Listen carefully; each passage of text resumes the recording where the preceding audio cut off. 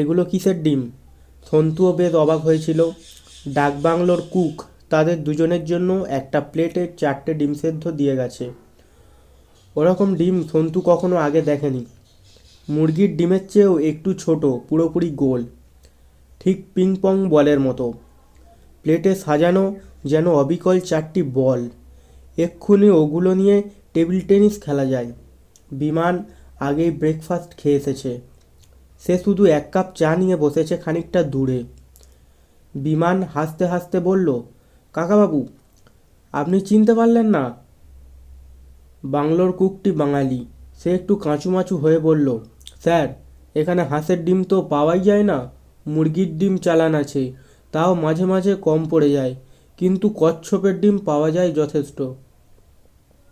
কাকাও বললেন, ছি। বিমান বলল, খেতে কিন্তু খারাপ নয়, আপনারা খেয়ে দেখুন, আমি বলছি ভালো লাগবে। কাকাবাবু বললেন, তুমি আমাকে কচ্ছপের ডিম চেনাচ্ছ? এক সময় কত কচ্ছপের ডিম খেয়েছি, কচ্ছপের মাংসও খেয়েছি। একটা কচ্ছপ মারলে তার পেটের মধ্যে 14-15টা ডিমও পাওয়া যেত। এগুলো সরিয়ে নিয়ে যাও, আমরা খাবো না। বিমান বলল, এক সময় খেতেন, এখন খাবেন না কেন? আপনার আর সহ্য হয় না? তাহলে সন্তু খেয়ে নিক। কাকাও বললেন, না, সন্তুও খাবে না। তোমরা জানো না, কচ্ছপ মারা নিষেধ। পৃথিবীতে কচ্ছপের সংখ্যা খুব কমে যাচ্ছে, আর কিছুদিন পর কচ্ছপ একেবারে নিশ্চিহ্ন হয়ে যেতে পারে। শুধু শুধু এইভাবে কচ্ছপের ডিম? বিমান বলল, তা অবশ্য ঠিক, কিন্তু এগুলো তো সেদ্ধই হয়ে গেছে, এগুলো খেয়ে নিন। এগুলো থেকে তো আর বাচ্চা বেরোবে না। কাকাও বললেন, তবু খাওয়া উচিত নয়। তুমি যদি ভাবো এই ডিমগুলো তো আমি নিয়ে আসিনি, আমি সেদ্ধও করিনি, সুতরাং আমার খেতে দোষ কী? তাহলে অন্য লোক আরও বেশি করে এই ডিম ধরবে, বাজারে এনে বিক্রি করবে। সেই জন্য একদম খাওয়া বন্ধ করে দিতে হবে। ডিম নিয়ে যাও, আমরা শুধু টোস্ট আর চা খাবো। বাংলোর কুকটি বলল, আপনি বললেন স্যার, কচ্ছপ কমে যাচ্ছে, এদিকে কিন্তু অনেক কচ্ছপ পাওয়া যায়। সমুদ্র থেকে কিন্তু ডিম পাড়ার সময় ওপরে উঠে আসে, মাটি খুঁড়ে সামান্য একটু গর্ত খুঁড়ে ডিম পাড়ে, তারপর আবার মাটি চাপা দিয়ে চলে যায়। লোকেরা সেই মাটি খোঁড়া দেখলেই চিনতে পারে। কাকাও বললেন, লোকেরা অমনি সেই ডিমগুলো চুরি করে আনে, তাই তো? এখন যতই কচ্ছপ থাক, এভাবে নষ্ট হলে একদিন কচ্ছপের বংশ ধ্বংস হয়ে যাবে না? পৃথিবীর কত প্রাণী এইভাবে শেষ হয়ে যাচ্ছে। বিমান বলল, কচ্ছপ মারাও যে খুব সোজা, একেবারে ধরে উল্টে দিতে পারলেই হলো, ওরা নিজে থেকে সোজা হতে পারে না। কাকাও বললেন, নিরীহ প্রাণী বলেই এক সময় সাহেবরা হাজার হাজার কচ্ছপ মেরে ফেলেছে। ভারত মহাসাগরে অনেক অনেক দ্বীপ ছিল, যেখানে লক্ষ লক্ষ কচ্ছপের বাসা ছিল। একটা দ্বীপে যখন সাহেবদের জাহাজ নেমেছে, তখন খেলার ছলে তারা যত ইচ্ছে কচ্ছপ মেরেছে। বিমান বলল, সাহেবরা তো সর্বভুক, কচ্ছপের মাংসও নিশ্চয়ই ওরা খায়। কাকাবাবু বললেন, হ্যাঁ, টার্টেল স্যুপ তো অনেকের প্রিয়, কিন্তু শুধু খাবার জন্য নয়, বললাম না, খেলার জন্যও মেরেছে। একদিনে কি হাজার হাজার কচ্ছপ খাওয়া যায়? মজা করার জন্য জাহাজের খালাসিরা কচ্ছপগুলোকে ধরে ধরে উল্টে দিত। কে কটা পারে তার প্রতিযোগিতা হতো। তারপর ওরা জাহাজ নিয়ে চলে যেত। দিনের পর দিন হাজার হাজার কচ্ছপ অসহায়ভাবে চিৎ হয়ে পড়ে থাকত। দৃশ্যটা ভাবত। তারপর তারা আস্তে আস্তে শুকিয়ে মারা যেত। সন্তু বলল, ইস। বিমান বলল, চলুন কাকাবাবু, এবার আমাদের বেরোতে হবে। কাকাবাবু চায়ের কাপে শেষ চুমুক দিয়ে উঠে দাঁড়ালেন। ডাইনিং রুম ছেড়ে সবাই চলে এলো বাইরে। একটা ঝকঝকে নতুন জিপসি গাড়ি অপেক্ষা করছে ওদের জন্য। উর্দি পরা ড্রাইভার দরজা খুলে দিল। কাকাবাবু জোরে একবার শ্বাস টেনে বললেন, আহ, এখানকার বাতাস কি পরিষ্কার, চমৎকার টাটকা গন্ধ। এইটুকু রাস্তা আর গাড়িতে গিয়ে কি করব, চলো হেঁটেই যাই। বিমান বলল, হাঁটতে অসুবিধা হবে না আপনার? কাকাবাবু হেসে বললেন, না হে, এই ক্রাচ নিয়ে আমি মাইলের পর মাইল হাঁটতে পারি। চলো চলো। রাস্তাটা ঢালু হয়ে নেমে গেছে সমুদ্রের দিকে।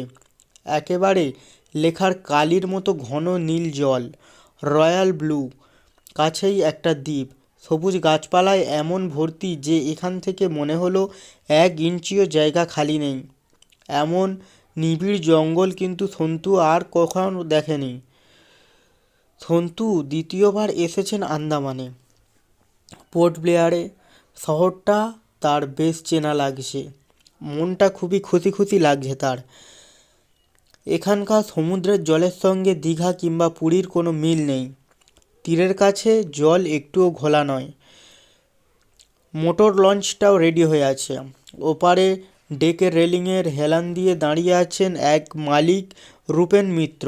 কাকাবাবুদের দেখে দু হাত জোড়ে নমস্কার করে বললেন, আসুন মিস্টার চৌধুরী, আমরা কি ঠিক 9টার সময় স্টার্ট করব?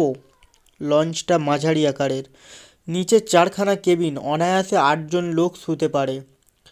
রান্নাবান্নার ব্যবস্থাও আছে।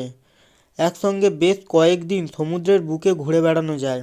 রূপেনবাবুদের ঝিনুক আর ময়দার অফ পার্ল এর ব্যবসা। আন্দামান দ্বীপপুঞ্জের কাছাকাছি সমুদ্রের ঝিনুকের অন্ত নেই। কত রকম ঝিনুক, মাঝে মাঝে শঙ্খও উঠে আসে। মাদার অফ পার্ল দিয়ে মেয়েদের গয়নার লকেট হয়। এবার অবশ্য এই লঞ্চে ঝিনুক তুলতে যাওয়া হচ্ছে না। বিমান একজন বিমান চালক, তার নামের সঙ্গে কাজের খুব মিল। সে ইন্ডিয়ান এয়ারলাইন্সের পাইলট। মাঝে মাঝেই তাকে আন্দামান আসতে হয়। রূপেন মিত্তিরদের সঙ্গে তার খুব ভাব। বিমানি কাকাবাবুদের এখানে বেড়াতে আসার ব্যবস্থা করে দিয়েছেন। ওপারের ডেকের কয়েকটা চেয়ার পাতা আছে, সবাই বসল সেখানে। লঞ্চটা বন্দর ছেড়ে ছুটে চলল গভীর সমুদ্রে। পাশ দিয়ে মাঝে মাঝে অন্য লঞ্চ যাচ্ছে, সেগুলোতে যাত্রী ভর্তি। এখানে এক দ্বীপ থেকে অন্য দ্বীপে যেতে হলে লঞ্চ ছাড়া উপায় নেই।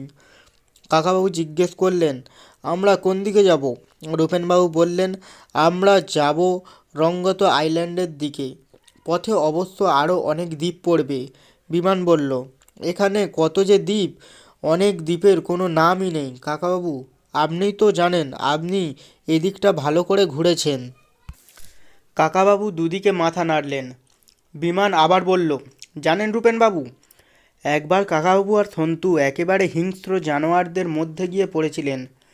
রূপেনবাবু বললেন, তাই নাকি? যে দ্বীপটায় জারোয়া উপজাতি থাকে, আমরা তো সেটা এড়িয়ে চলি, কাছেই যাই না। আপনি গেলেন কি করে? ওরা আপনাদের মেরে ফেলার চেষ্টা করেনি? কাকাবাবু মৃদু হেসে বললেন, সে এক লম্বা গল্প, এখন সে কথা থাক। আচ্ছা রূপেনবাবু, আপনি কি নিজের চোখে মারমেড দেখেছেন? রূপেনবাবু বললেন, না, আমি দেখিনি। আমি লঞ্চে করে এখানকার সমুদ্রে অনেক ঘুরেছি। বড় বড় তিমি দেখেছি, হাঙরের ঝাঁক তো যখন তখন দেখতে পাওয়া যায়। ফ্লাইং ফিশ দেখেছি, ডলফিনও দেখেছি, কিন্তু মারমেড জাতীয় কিছু কখনো আমি দেখিনি। কাকাবাবু মুখ ফিরিয়ে বললেন, বিমান যে বলল আপনি দেখেছেন, মারমেড দেখবার প্রতিশ্রুতি দিয়েই তো বিমান আমাদের এখানে টেনে আনলো। বিমান বলল, রূপেনবাবু নিজের চোখে দেখেছেন সে কথা বলেনি, আমি বলেছি রূপেনবাবুর লোকজনেরা দেখেছেন। রূপেনবাবু বললেন, হ্যাঁ, আমার লঞ্চে 2জন খালাসি নাকি দেখেছে। মাসখানেক ধরে এখানে একটা গুজব রটেছে যে একটা মরমেড বা জলকন্যাকে নাকি মাঝে মাঝে দেখা যাচ্ছে কোনো নির্জন দ্বীপের ধারে বালির ওপর। মায়াবন্দরে বেশ কয়েকজন লোকই নাকি দেখতে পেয়েছে। কাকাবাবু জিজ্ঞাসা করলেন, আপনি এটা বিশ্বাস করেন? রূপেনবাবু বললেন, আমার বিশ্বাস অবিশ্বাসের কিছু নেই, নিজের চোখে তো দেখিনি।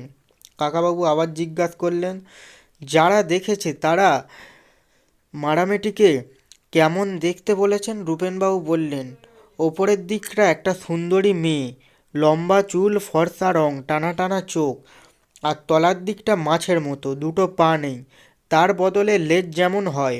কাকাও বললেন, সবাই এই রকম বলে। ক্যাপ্টেন হ্যাগেন শহরের এই রকম একটি ম্যারমেডের মূর্তিও আছে। বিমান বলল, সেটা তো বিখ্যাত, আমি দেখেছি। কাকাও বললেন, হ্যাঁ, মূর্তিটা তুমি দেখেছো, কিন্তু আসল মারমেড এ পর্যন্ত কোনো মানুষ চোখে দেখেনি। বিমান বলল, হ্যাঁ, কেউ দেখেনি?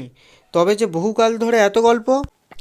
কাকাও বললেন, সবই গল্প, মানুষের কল্পনা, কোনো প্রমাণ নেই।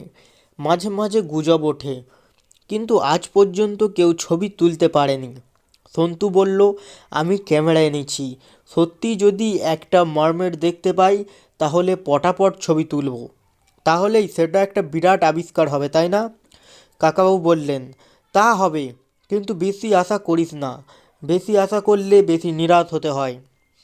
সমুদ্রে ওরকম কোনো প্রাণী থাকতে পারে না। বিমান অবিশ্বাসের সুরে বলল, থাকতে পারে না? এ কথা কী করে বলছেন? সমুদ্রে এখনও কত রকম রহস্যময় প্রাণী আছে, মানুষ কি সব জানে? কাকাবাবু বললেন, রহস্যময় প্রাণী থাকতে পারে, কিন্তু যে প্রাণীর ওপরের দিকটা মানুষের মতো, তার হাড় আর মাংসও তো মানুষের মতো হবে, সে বেশিক্ষণ জলে ডুবে থাকবে কি করে? তবে অন্য দুটি প্রাণীর সন্ধান পাওয়া গেছে, তাদের দেখে অনেকে মানুষ বলে ভুল করে। সন্তু জিজ্ঞেস করল, মানুষের মতন প্রাণী? কাকাও বললেন, মোটেই মানুষের মতন নয়, একেবারে জলজন্তু। এটির নাম মানাটি আর একটির নাম ডুগং। এরা বিরাট বিরাট প্রাণী, এক একটির ওজন প্রায় 1 টন। তিমি মাছ যেমন জলের উপরে মুখ ভাসিয়ে নিঃশ্বাস নেয়, তেমনি মানাটি আর ডুগাংরাও প্রায় জলের উপরে মুখ ভাসিয়ে থাকে। বহুকাল ধরেই গভীর সমুদ্রের নাবিকরা এদের দেখছে। এদের মুখের সঙ্গে মানুষের মুখের কিছুটা মিল আছে। একটু থেমে অনেকখানি চওড়া করে হেসে কাকাবাবু আবার বললেন, মেয়েরা তো জাহাজের নাবিক হয় না, নাবিকরা সবাই পুরুষ, সেজন্য মানুষের মুখের সঙ্গে কিছুটা মিল আছে এমন প্রাণী দেখেই নাবিকরা তাদের কোনো মেয়ে বলে মনে করে। সেই থেকেই জলকন্যার কাহিনী চালু হয়। সন্তু জিজ্ঞেস করলো, ওই মানাটি আর ডুগাংদের কেমন দেখতে? কাকাও বললেন, আমি নিজের চোখে দেখিনি, ছবি দেখেছি। কয়েকজন বৈজ্ঞানিক দেখে লিখেছেন যে ওদের মুখ বিচ্ছিরি রাগী বুড়োর মতো, সাধারণ মানুষের মুখের চেয়ে অনেকটা বড়। এদের তলার দিকটা মাছের মতো, কিন্তু এরা মাছ নয়, ম্যামল অর্থাৎ স্তন্যপ্রায় প্রাণী। শিরদাঁড়া আছে। বিমান বলল, দূর ছাই। কাকাও বললেন, আমি মারমেড দেখার আশা করিনি, তবে একটা মানাটি কিংবা ডুগাং যদি দেখতে পাই সেটাই যথেষ্ট। এদিককার সমুদ্রে সাধারণত ওদের দেখতে পাওয়া যায় না। রূপেনবাবু বললেন, আমার খালাসি 2 জন কিন্তু জোর দিয়ে বলেছেন ওরা একটা মেয়ের মতন প্রাণীকে দেখেছেন। আমাদের আজ ঠিক দেখাবেন। কাকাবাবু বললেন, ভালো কথা। এরপর কফি এলো। কফি খেতে খেতে ওরা তাকিয়ে রইল সমুদ্রের দিকে। নির্জন সুন্দর সুন্দর দ্বীপের পাশ দিয়ে যাচ্ছে লঞ্চটা, মাঝে মাঝে বড় বড় ঢেউতে লাফিয়ে লাফিয়ে উঠছে। জল ছিটকে আসছে ওপরের ডেক পর্যন্ত।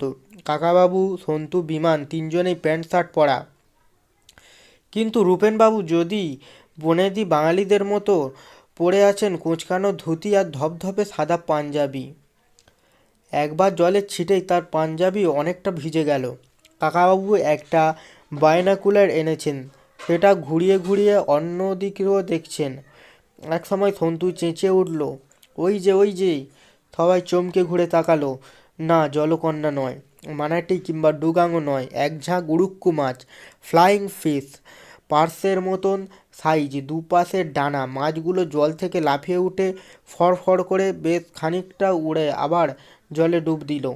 কাকাবাবু বললেন, এও তো একটা বেশ ভালো জিনিস দেখলি রে সন্তু। এরপর আরও 3 ঘন্টার মধ্যে আর কিছু দেখা গেল না। সমুদ্র যতই সুন্দর হোক, বেশিক্ষণের চেয়েও থাকতে একঘেয়ে লেগে যায়। লঞ্চের ভট ভট শব্দটাও বিরক্তিকর। যদিও বেশ হাওয়া দিচ্ছে, কিন্তু মাথার ওপর গনগন করছে সূর্য। গরম না লাগলেও চোখ ঝলসে যাচ্ছে। এক সময় লঞ্চটা হঠাৎ থেমে গেল। রূপেনবাবু নিচে একটা কেবিনে গিয়েছিল, পাঞ্জাবিটাও পাল্টালো। ওপারে এসে বললেন, আমার খালাসিরা একটা প্রস্তাব পাঠিয়েছে। কাছেই ওই যে দ্বীপটা দেখছেন, ওর ধারেই নাকি 2বার দেখা গেছে মারমেডকে। এখানে অপেক্ষা করলে তার দেখা মিলতেও পারে, কিন্তু লঞ্চের শব্দ শুনলেই সে পালাবে। একটা নৌকা করে আমরা ওই দ্বীপটায় যাব। কাকাবাবু বললেন, চমৎকার আইডিয়া। জলকন্যা কিংবা বিরাট কোনো জলজন্তু দেখা যাক বা না যাক, নতুন একটা দ্বীপে পিকনিক তো হবেই। সেটাই হোক। বিমান সভয়ে বলল, এই দ্বীপে আবার জারোয়ারা থাকে না তো? রূপেনবাবু বললেন, না না, দেখছই না, ছোট্ট দ্বীপ, চারপাশটা তো দেখাই যাচ্ছে। আন্দামানের জঙ্গলে বাঘ ভাল্লুক থাকে না, নির্ভয়ে ঘোরা যায়। সন্তু জিজ্ঞেস করল, এই দ্বীপটার নাম কি? রূপেনবাবু বললেন, তা তো জানি না, বোধহয় কোনো নাম নেই। এখানকার অনেক দ্বীপ শুধু নম্বর দিয়েই চেনানো হয়। সন্তু বলল, আমি এই দ্বীপটার নাম দিলাম মারমেড আইল্যান্ড। লঞ্চের গায়ে বাঁধা রয়েছে একটা ডিঙি নৌকা, সেটা ভাসানো হলো জলে। মিনিট 10-এর মধ্যেই ওরা পৌঁছে গেল ছোট দ্বীপটায়। দ্বীপটা একেবারে সুন্দর, আঁকা একটা ছবির মতো। তীরের কাছে মিহি সাদা বালি ছড়ানো, তারপর নানা রঙের নুড়ি পাথর, তারপর গাছপালা। তবে এখানকার জঙ্গল খুব ঘন নয়। বোধ হয় কখনো কখনো সমুদ্র ফুলে উঠে পুরো দ্বীপটা ডুবিয়ে দেয়। ঘাস কিংবা ঝোপঝাড় কিছুই নেই, বড় বড় গাছ আর মাঝে মাঝে ফাঁকা জায়গা।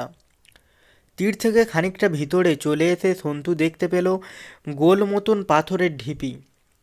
জুতো খুলে সন্তু তরতর করে সেটার ওপর উঠে গেল। তারপর আনন্দে চেঁচিয়ে বলল, এই জায়গাটায় সবাই মিলে বসলে খুব ভালো হয়, এখান থেকে সব দিক সমুদ্র দেখা যাচ্ছে। কাকাবাবু পাথরটার গায়ে হাত দিয়ে বললেন, বেশ পিছল। আমি আর খোঁড়া পা নিয়ে উপরে উঠব না। বিমানও জুতো খুলে ওপরে গেল। ঢিপিটা একতলা সমান উঁচু। এখানে খুব বড় গাছ নেই বলে অনেক দূর পর্যন্ত দেখা যায়। বিমান বলল, বাহ, এরকম জায়গায় একটা বাড়ি বানাতে পারলে গ্র্যান্ড হতো। বেশ নিজের একটা জায়গা, তাতে একটাই বাড়ি থাকবে। কাকাও বললেন, আমি সমুদ্রের ধার দিয়ে দ্বীপের চারপাশটা একবার ঘুরে আসি। কাকাবাবু আড়ালে চলে যেতেই বিমান একটা সিগারেট ধরালো। কাকাবাবুর সামনে সেই সিগারেট খায় না কখনো। ছোট নৌকাটা লঞ্চের দিকে ফিরে যাচ্ছে খাবার দাবার আনতে। লঞ্চটা স্টার্ট বন্ধ করে দিয়েছে, এখন ভাসতে ভাসতে এদিকেই যেন সরে আসছে। সন্তু আর বিমান গল্প করছে, হঠাৎ চমকে উঠল দুজনেই। পাথরটা একবার কেঁপে উঠল না? মাটি কাঁপছে। ওরা পরস্পরের চোখের দিকে তাকিয়ে আছে। কোনো কথা বলার আগেই আবার পাথরটা কেঁপে উঠল বেশ জোরে। এবার বিমান চিৎকার করে উঠল, ভূমিকম্প, ভূমিকম্প। সন্তুও হঠাৎ করে পাথরটা থেকে গড়িয়ে নিচে লেবে পড়ল। কাকাবাবু সাবধান, ভূমিকম্প হচ্ছে। সন্তুর ধারণা হলো ভূমিকম্পে দ্বীপটা মাঝখান থেকে ফেটে দুভাগ হয়ে যাবে, তারপর সব শুদ্ধ ডুবে যাবে সমুদ্রে। ওদের কাছে এসে বললেন, কি হয়েছে, কোথায় ভূমিকম্প? আমি তো কিছুই টের পেলাম না। রূপেনবাবু বেসে বললেন, আমিও তো বুঝতে পারিনি। বিমান বলল, পাথরটা দুবার জোরে কেঁপে উঠল। সঙ্গে সঙ্গে চোখ বড় বড় করে সাংঘাতিক বিস্ময়ে বলল, এ কি, এ কি? ওদের চোখের সামনে পাথরের ঢিবিটা দুলতে শুরু করেছে, আর একটু একটু করে এগোচ্ছে, ঠিক জীবন্ত কোনো এক প্রাণীর মতো। ভয় পেয়েছিল সবাই, ছিটকে দূরে সরে গেল। বিমান বলল, ওরে বাপরে, এটা কোনো বিরাট জন্তু। রূপেনবাবু এক দৌড় মেরে জলের ধারে গিয়ে তার খালাসিদের ডেকে বলতে গেলেন, ওরে রঘু, ওরে রতন, মনসিং, শিগগির লঞ্চটা নিয়ে আয়, প্রকাণ্ড জানোয়ার, মেরে ফেলবে। পাথরের ঢিপির মতো প্রাণীটা কিন্তু একটু একটু করে নড়তে শুরু করলো। ওদের দিকে তেড়ে এলো না। কাকাবাবু সাহস করে একটু এগিয়ে এসে একটি ক্রাচ দিয়ে পাথরটার গায়ে একটু ঘষে দিলেন। সেটার উপরে শ্যাওলা জমে আছে, একটুখানি খসে গেল। কাকাবাবু বললেন, এটা তো মনে হচ্ছে একটা কচ্ছপ। কাকাবাবু প্রাণীটার চারপাশে ঘুরতে লাগলেন। বেশি খুঁজতে হলো না, একটা গাছের আড়াল থেকে ঝটাং করে বেরিয়ে এলো তার গলা, তার মুখ। হাতির সুঁড়ের মতো মোটা, ক্রিকেট বলের সাইজের দুটো চোখ যেন বেরিয়ে আসতে চাইছে, দেখলেই বুক কেঁপে ওঠে। কাকাবাবু তবু ভয় পেলেন না। তিনি বললেন, মুখটা দেখে পরিষ্কার বোঝা যাচ্ছে এটা কচ্ছপ। সমুদ্রে অনেক বড় বড় কচ্ছপ থাকে বটে, কিন্তু এত বড় কচ্ছপ যে হতে পারে তা কখনো শুনিনি। সন্তু বলল, কাকাবাবু আর এগোবেন না। কাকাবাবু বললেন, কচ্ছপ যখন তখন ভয়ের কিছু নেই, এরা নিরীহ প্রাণী, মানুষের দিকে তেড়ে এসে কামড়ায় না। এদের মধ্যে রূপেনবাবু চেঁচামেচি শুনে লঞ্চটাও হুই হুই করে এগিয়ে এলো। লাঠির লোহার রড নিয়ে নেমে এলো 6-7 জন খালাসি। হই হই করে কাছে এসে বলল, কোনো জানোয়ার? কোথায় কোথায়? এত বড় একটা কচ্ছপ দেখে তাদেরও চক্ষু ছানা বড়া। একজন বলল, একটা পাহাড়ের মতো কচ্ছপ, স্বপ্ন দেখছি না তো? আর একজন বলল, এটাকে ধরে নিয়ে যেতে হবে। রূপেনবাবু এখন খানিকটা ধাতস্থ হয়েছে। তিনি এবার খুবই উৎসাহর সঙ্গে বললেন, হ্যাঁ হ্যাঁ, এটাকে পোর্ট ব্লেয়ারে নিয়ে যেতে হবে, তারপর কলকাতায় নিয়ে যাব। এরকম কচ্ছপ কেউ কখনো দেখেনি। তারপর বিলেত আমেরিকায় পাঠাবো। এটাকে উল্টে দাও, উল্টে পাগুলো বাঁধো। কিন্তু এত বড় কচ্ছপ উল্টে দেওয়া সহজ নাকি? কচ্ছপটা তার মুন্ডুটা এদিক ওদিক ঘোরাচ্ছে। একজন বলল, সাবধান, কচ্ছপের মুখের কাছে গেলে কামড়ে দেবে। হাত কিংবা পা কামড়ে ধরলে মেঘ না ডাকলে ছাড়ে না। ওর মুখটাকে আগে আটকাতে হবে। একজন লোহার রড বাড়িয়ে দিল কচ্ছপটার মুখের কাছে। সেটা সঙ্গে সঙ্গে কামড়ে ধরল। দুটো ঝাটকা মারতে রডটা ভেঙে দু টুকরো হয়ে গেল। রূপেনবাবু দূর থেকেই এক লাফ দিয়ে বললেন, বাপ রে, দাঁতের কি জোর! রঘু নামের একজন খালাসি বলল, স্যার, আমি কচ্ছপ ধরার কায়দা জানি, একটা শক্ত নাইলনের দড়ি চাই। একজন দড়ি আনতে ছুটে গেল। অন্য সবাই গোল হয়ে ঘিরে দাঁড়িয়েছে। এত বড় চেহারার নিয়েও কচ্ছপটা বোধ হয় বেশ ভীতু প্রাণী। সে দৌড়ে পালাবার চেষ্টা করলো না, কারুকে তেড়ে কামড়াতেও এলো না। রঘু নাইলনের দড়িটা পেয়ে একটা ফাঁস তৈরি করলো। তারপর সেটা ছুঁড়ে দিল কচ্ছপটার মুখের দিকে।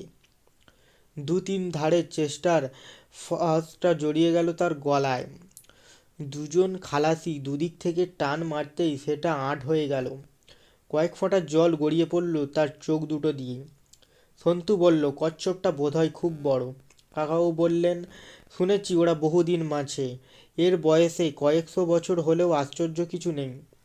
রঘু বলল, এবার সবাই মিলে হাত লাগিয়ে ওকে উল্টে দিতে হবে। সবাই কাছে আসে। হাত লাগাবার আগেই কচ্ছপটার পিঠটা কেঁপে উঠল কয়েকবার। তারপর পিঠে কিছু কিছু মাটির চাবড়া ছিল, তা খসে গেল। তখনই দেখা গেল তার পিঠে অনেক হিজিবিজি দাগ। সন্তু বলল, কাকাবাবু দেখুন দেখুন এই দাগগুলো, মনে হচ্ছে এক জায়গায় বাংলা অ লেখা আছে। বিমান রূপেনবাবু ঝুঁকে এসে দেখলেন। বিমান বলল, তার পাশেই তো র কেউ যেন লিখে রেখেছে।